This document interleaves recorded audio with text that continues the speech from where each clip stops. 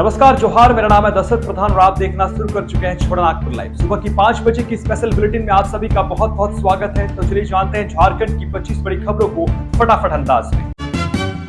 तो पहली बड़ी खबर देखिए, जहां जेएसएससी सीजीएल के परीक्षार्थियों पर हुए लाठीचार्ज पर चंपा ईश्वरी ने सरकार को घेरा, कहा छात्रों के साथ खड़ी है बीजेपी। झारखंड के पूर्व मुख्यमंत्री और सरायकेला से बीजेपी विधायक चंपा ईश्वरी ने जेएसएससी सीजीएल के छात्रों पर हुए लाठीचार्ज के मामले में सरकार को घेरा है। उन्होंने कहा है कि भाजपा आंदोलन कर रहे छात्रों के साथ खड़ी है। उन्होंने अपने सोशल मीडिया हैंडल एक्स पर ट्वीट करते हुए लिखा कि पूत के पांव पालने में ही दिख जाते हैं। सरकार ने अपने पहले ही कार्यकाल में छात्रों पर लाठीचार्ज कर अपनी मंशा स्पष्ट कर दी है। चंपा ईश्वरी ने आगे लिखा है, हमारा स्पष्ट तौर पर मानना है कि अगर नियुक्ति समेत किसी भी सरकारी प्रक्रिया पर सवाल उठ रहे हो तो उसकी सीबीआई जांच कर इस पूरे विवाद का सर्वमान्य हल निकाल सकती है। लेकिन जिस प्रकार लाठियों के दम पर युवाओं के आंदोलन को कुचलने का प्रयास किया जा रहा है वो दुर्भाग्यपूर्ण है। चंपा ईश्वरी ने लिखा है, भाजपा जेएसएससी सीजीएल परीक्षा में हुई गड़बड़ी के विरोध में आंदोलन कर रहे छात्रों के साथ खड़ी है। झारखंड की अगली पीढ़ी के भविष्य के साथ हो रहे इस खिलवाड़ को बर्दाश्त नहीं किया जाएगा। यहाँ बता दें कि जेएसएससी सीजीएल के छात्र मंगलवार को हजारीबाग समेत कई जिलों में रिजल्ट में धांधली का आरोप लगाते हुए पूरे परीक्षा को रद्द करने की मांग को लेकर प्रदर्शन किए। इस दौरान छात्रों ने सरकार के खिलाफ जमकर नारेबाजी की। छात्रों ने कहा कि अगर उनकी मांग नहीं मानी गई तो 15 दिसंबर को झारखंड कर्मचारी चयन आयोग के कार्यालय का घेराव करेंगे। अगली बड़ी खबर देखिए, जहां चलती बाइक पर कोयला लदा ट्रक पलटा, पुत्र की मौत, मां गंभीर रूप से घायल। NH 75 में चटवल मोड़ के पास बुधवार को एक चलती बाइक पर कोयला लदा ट्रक पलट जाने से बाइक सवार सुदामा गोस्वामी की मौत हो गई, जबकि उसकी मां लक्ष्मी गोस्वामी गंभीर रूप से घायल हो गई। लक्ष्मी गोस्वामी को चानो सीएचसी में प्राथमिक इलाज के बाद रिम्स रेफर कर दिया गया है। घटना दोपहर 12 बजे की है। चानो के ओपा गांव निवासी सुदामा गोस्वामी अपनी मां को बाइक से चानो प्रखंड मुख्यालय लेकर जा रहा था। रास्ते में चटवल मोड़ के निकट अचानक उसकी बाइक बंद हो गई। कुछ देर बाद बाइक को फिर से स्टार्ट कर जैसे ही आगे बढ़ा, पीछे से आ रहा कोयला लदा ट्रक तीखा मोड़ के कारण असंतुलित होकर उसके ऊपर पलट गया। वो बाइक समेत ट्रक के नीचे दब गया और उसकी मां ट्रक के धक्के से थोड़ी दूर जा गिरी। जेसीबी की मदद से ट्रक के नीचे दबे सुदामा गोस्वामी के शव को बाहर निकाला गया। हादसे में ट्रक के चालक नगर उटारी के बिलासपुर निवासी सचिन दुबे और खलासी प्रदीप पटेल को भी चोटें आई हैं। जानकारी के अनुसार मृतक सुदामा गोस्वामी पिता स्वर्ग रामानंद गोस्वामी 2 भाइयों में बड़ा था। उसकी 3 महीने पहले ही शादी हुई थी। वहीं घायल हुए उसकी मां लक्ष्मी गोस्वामी प्रखंड मुख्यालय में चना बेचकर जीवन यापन करती है। अगली खबर देखिए, सरायकेला के आदित्यपुर से है, जहां मुस्लिम बस्ती में एसडीपीओ ने की पैदल गश्ती, बोले अंतिम दौर में ब्राउन शुगर का कारोबार। पुलिस की कार्रवाई के बाद ब्राउन शुगर की खरीद बिक्री को लेकर कुख्यात आदित्यपुर मुस्लिम बस्ती की आबो हवा बदलने लगी है। मालूम हो कि हाल ही के दिनों में ब्राउन शुगर कारोबार के खिलाफ पुलिसिया कार्रवाई के बाद मुस्लिम बस्ती में ब्राउन शुगर का कारोबार अंतिम सांसें गिन रहा है। ज्यादातर ब्राउन शुगर कारोबारी या तो सलाखों के पीछे भेजे जा चुके हैं या उन्होंने इलाका छोड़ दूसरी जगह अपना ठिकाना बना लिया है। बुधवार को एसडीपीओ समीर सवैया ने मुस्लिम बस्ती के चप्पे चप्पे का पैदल गश्ती कर हालात का जायजा लिया और पाया कि वाकई में मुस्लिम बस्ती की आबो हवा बदलने लगी है। उन्होंने बताया कि 90% ब्राउन शुगर के कारोबार पर नकेल कसी जा चुकी है। जो बच्चे हैं उन्हें भी सलाखों के पीछे भेजने का काम किया जाएगा। बता दें कि आदित्यपुर मुस्लिम बस्ती से ब्राउन शुगर के कारोबार को खत्म करना एक बड़ी चुनौती थी, मगर जिस तरह से इसमें कमी आई है उससे अंदाजा लगाया जा सकता है कि जल्द ही आदित्यपुर मुस्लिम बस्ती के माथे पर लगा कलंक मिटने जा रहा है। अगली बड़ी खबर देखिए, पश्चिमी सिंहभूम से है, जहां डीसीएसपी पहुंचे गुदड़ी ग्रामीणों संघ की बैठक। नहीं मिला सुराग, शवों की तलाश में जुटी पुलिस। 2 और लोगों की हत्या की चर्चा, 2 दिनों से अता पता नहीं। पश्चिमी सिंहभूम जिले के सुदूरवर्ती व दुर्गम क्षेत्र गुदड़ी प्रखंड में पुलिस प्रशासन की निष्क्रियता और प्रतिबंधित संगठन पीएलएफआई के आतंक से परेशान होकर ग्रामीण सिंधरा अभियान चला रहे हैं।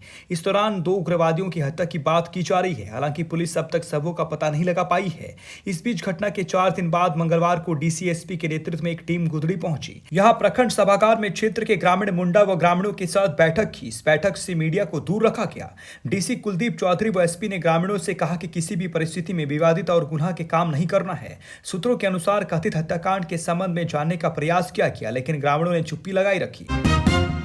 अगली खबर देखिए, पूर्वी सिंहभूम से है, जहां एसएसपी ने दिया निर्देश, थाना प्रभारी हाट बाजारों में साइबर क्राइम से बचाव को लेकर जागरूकता अभियान चलाएं।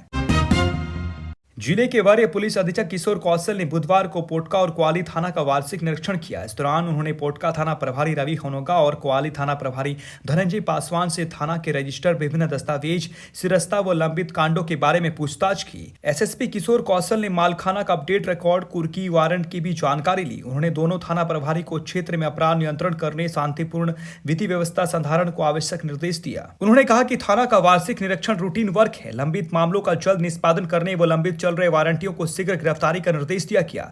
साइबर क्राइम की बढ़ रही घटनाओं के लिए उन्होंने लोगों से जागरूक रहने की अपील की। अगली खबर देखिए जमशेदपुर से है, जहां फेसबुक पर प्यार कर नाबालिग का अपहरण करने का आरोपी गिरफ्तार, नाबालिग बरामद। फेसबुक पर प्यार कर शादी का झांसा देकर नाबालिग का अपहरण करने के मामले के आरोपी को बागबेड़ा पुलिस ने पटना से गिरफ्तार कर लिया है।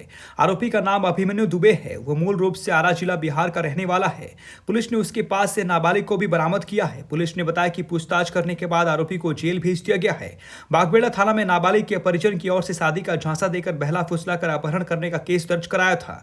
छानबीन के दौरान पुलिस को आरोपी का लोकेशन पटना मिला। उसके बाद पुलिस ने छापेमारी कर पटना में एक कमरे से दोनों को बरामद कर लिया। पुलिस को आरोपी ने बताया कि उन दोनों की दोस्ती फेसबुक से हुई थी। उसके बाद दोनों में प्यार हो गया। आरोपी ने उससे शादी का वादा किया। उसके बाद जमशेदपुर आकर उसे बहला फुसला कर पटना ले गया, जहां दोनों एक साथ रह रहे थे। अगली खबर देखिए देवघर से आ रही है, जहां करो में अंधाधुंध फायरिंग व मधुपुर में बमबाजी में अब तक नहीं मिला कोई सुराग। करो थाना क्षेत्र के पहरदहा में पिछले रविवार को शाम को हुए अंधाधुंध फायरिंग मामले में अब तक पुलिस को कोई सुराग नहीं मिला है। 3 दिन बाद भी पुलिस बदमाशों का पता नहीं लगा पाई है। वहीं फायरिंग के दौरान घायल हुए प्रदीप चौधरी के परिवार वाले दहशत में जी रहे हैं। बताते चले कि सादे रंग के 4 पहिए वाहन पर सवार होकर आए बदमाशों ने प्रमोद का अपहरण करने का प्रयास किया और नाकाम रहने पर कई राउंड फायरिंग कर दी, जिसमें प्रदीप के जांघ में गोली लगी और वो घायल हो गया। मौके से कई गोली व खोखा बरामद कर लिया गया है। कई बदमाश पुलिस की वर्दी में थे। घटना को लेकर प्रदीप की पत्नी के बयान पर थाना में मामला दर्ज किया गया है। हालांकि प्रदीप के घर ताबड़तोड़ फायरिंग से पूर्व नगदरी गांव में भी उक्त बदमाशों ने अशोक पंडित के घर लूटपाट मचाया था। इस मामले में भी पुलिस ने प्राथमिकी दर्ज की है। इधर मधुपुर थाना क्षेत्र के लखना और पोखरिया में लगातार 3 जगहों में अपराधियों द्वारा रविवार शाम को किए गए बम विस्फोट कांड का भी उद्भेदन नहीं हो पाया है। बताते चले कि एक बाइक पर सवार 3 अपराधियों ने लखना के परवीन नर्सिंग होम के दीवार, नौशाद अंसारी के गेट व पोखरिया में नीलू देवी के घर के पास बम विस्फोट कर इलाके में दहशत फैला दिया था। दोनों ही जगह पुलिस मोबाइल लोकेशन समेत अन्य तरीके से छानबीन कर रही है। अगली खबर देखिए बोकारो से है, जहां झारखंड की बेटी की मलेशिया में गई जान, परिजनों ने सीएम हेमंत सोरेन से सब वापस लाने की लगाई गुहार। बोकारो जिला अंतर्गत गोमिया प्रखंड के चतरोचट्टी थाना के कर्री खुर्द गांव निवासी जगदीश महतो की मौत मलेशिया में मंगलवार को टावर से गिरने से हो गई। मौत के बाद परिजनों ने उनके अंतिम दर्शन के लिए सरकार से गुहार लगाई है। चतरोचट्टी थाना क्षेत्र के अंतर्गत कर्री खुर्द निवासी शनिचरा महतो के 22 वर्षीय पुत्र जगदीश महतो मलेशिया में काम करने गया था। टावर से गिरने से उसकी मौत हो गई। घटना बीते मंगलवार की है। मौत की सूचना मिलते ही परिजनों का रो रो कर बुरा हाल है। गाँव वाले भी शौक में है। झारखंड के पेयजल आपूर्ति सह मद्यनिषेध मंत्री योगेंद्र प्रसाद को घटना की सूचना मिलते ही इसकी सूचना मुख्यमंत्री हेमंत सोरेन को दी। उन्हें कहा कि प्रयास किया जा रहा है, मलेशिया से युवक के शव गांव में लाया जाएगा। उन्होंने अफ्रीका के कैमरून में झारखंड के विभिन्न जिलों के फंसे 41 मजदूरों को वतन वापसी पर भी मुख्यमंत्री को जानकारी देकर वतन वापसी पर पहल करने की बात कही है। झारखंड की 25 बड़ी खबरों की बुलेटिन में बने रहने के लिए धन्यवाद। चैनल को सब्सक्राइब कीजिएगा, वीडियोस को लाइक कीजिएगा और अपनों के बीच शेयर जरूर कीजिएगा। धन्यवाद। जोहार।